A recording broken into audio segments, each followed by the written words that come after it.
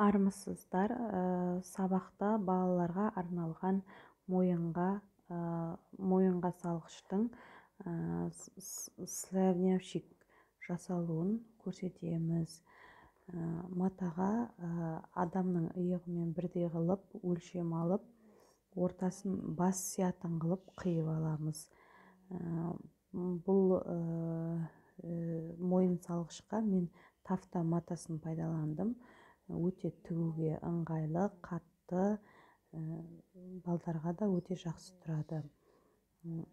Осы видеодағыдай ортасын ойып алып, адам бас сиятындай етіп, ортасын қиып аламыз. Ортасы жылжып кетпес үшін булавка қадап, айналасын тігіп шығамыз, сосын зигзагтаймыз. Сол айналасы тігілген матаны оң қаратып, ортасына ені 4 см матаны қиып алып, асты үстін қайырып отырып, айналдырып тігіп шығамыз.